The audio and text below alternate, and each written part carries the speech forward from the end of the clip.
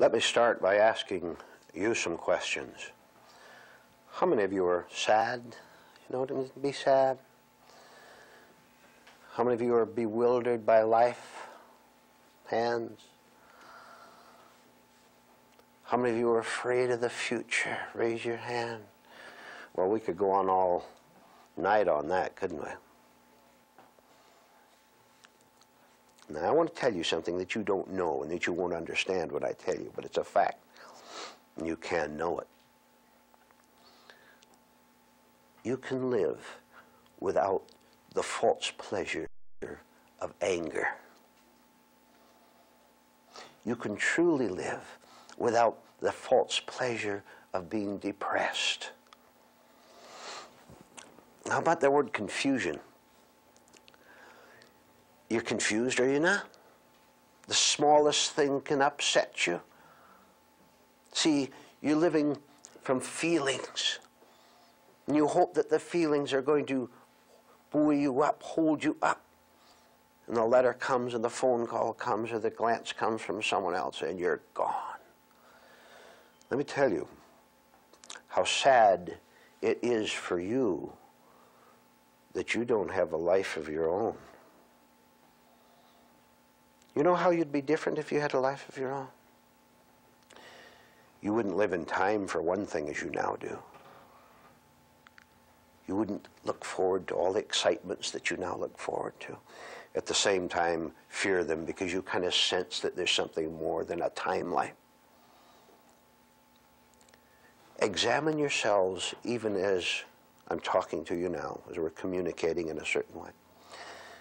Examine yourselves and see what you have and what you are. Now, I'll tell you for about the fourth time already that if you want something different, then you're going to have to have something that is different from you, from what you call your kind of life. You can't keep driving recklessly down that highway the way you're going now and loving the accidents. Did it ever occur to you that you even love the accidents you have along the inner highway? Just give you an excuse to get angry at someone who didn't fix the road the way you wanted it, or didn't cause the road to bend the way you want it to bend, so you can lash out at someone. And we might pause just there a little bit and you examine, what's this compulsive need you have to have enemies? Come on, let's look at it. How about just today? The thoughts and feelings that went through you against that person, against that organization, against someone who seems to be threatening you, someone who makes demands on you. What is this compulsion you have to keep thinking about him, thinking about her, running it over and over and over in your mind? Ladies and gentlemen, that is called deliberate self-torment. You know, the marvel of the inner adventure, which we're exploring here, is for you to take one little fact, like the one I just presented, about needing to have enemies, needing to complain. To take just one of those and make one small attempt to understand it and to work with it.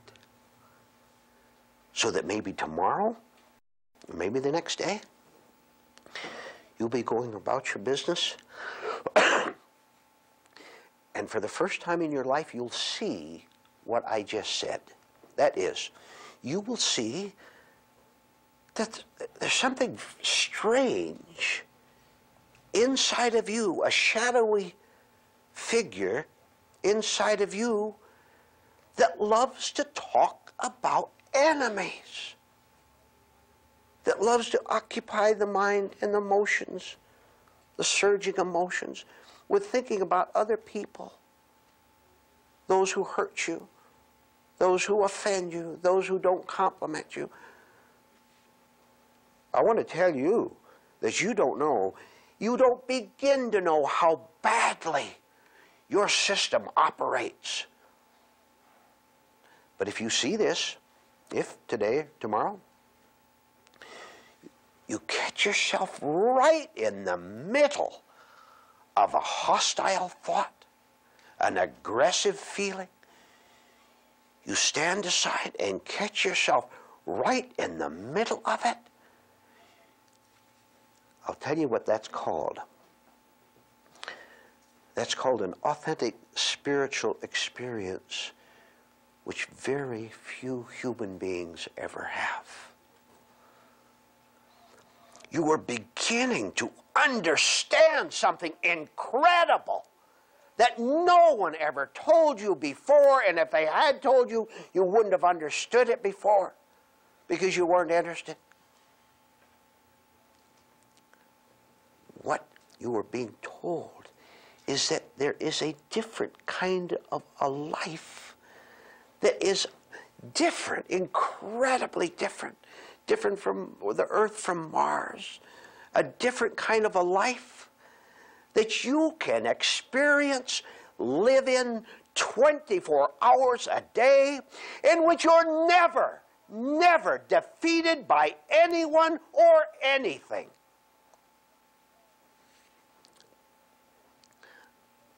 I know that's a fact. I know it. Absolutely.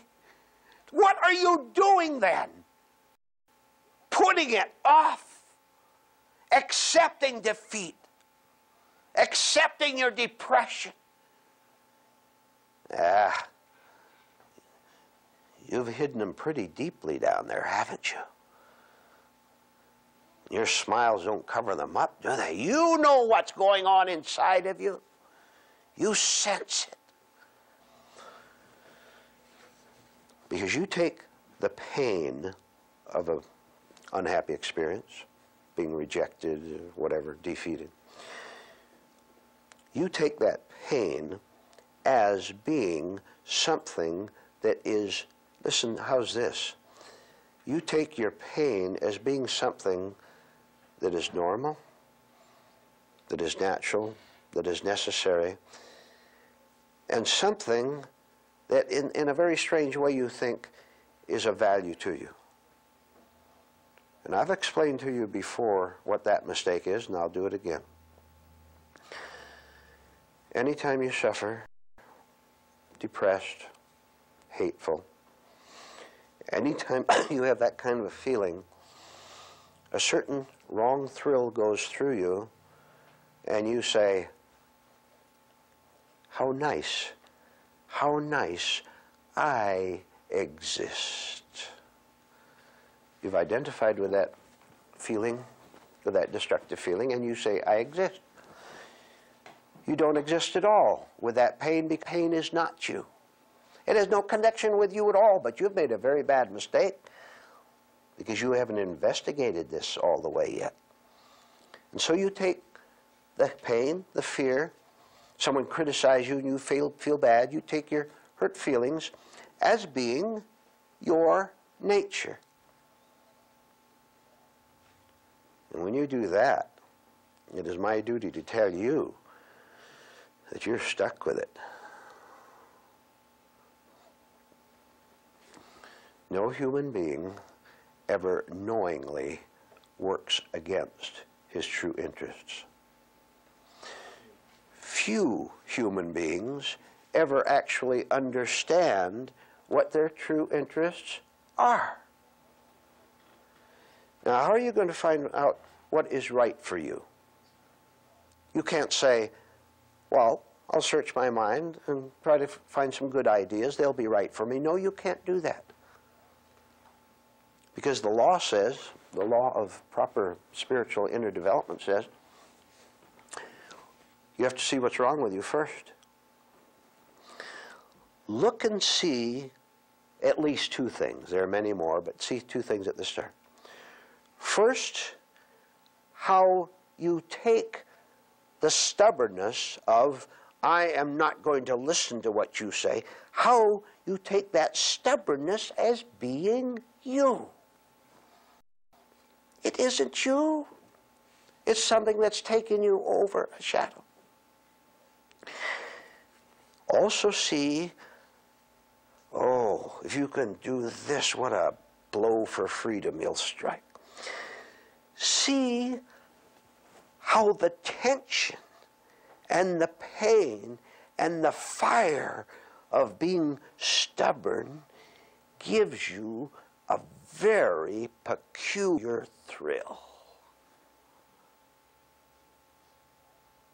Can you imagine a man or a woman in love with pain?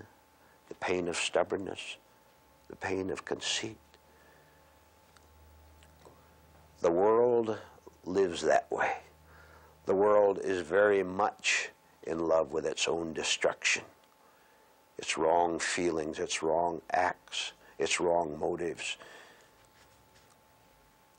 You can be different.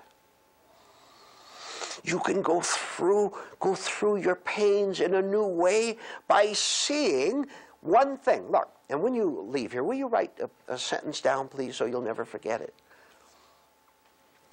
Write down the sentence. Pain is destructive. You see that, and you'll see that the absence of pain is truly constructive. That the absence of everything wrong is the truly spiritual and free life that you can have.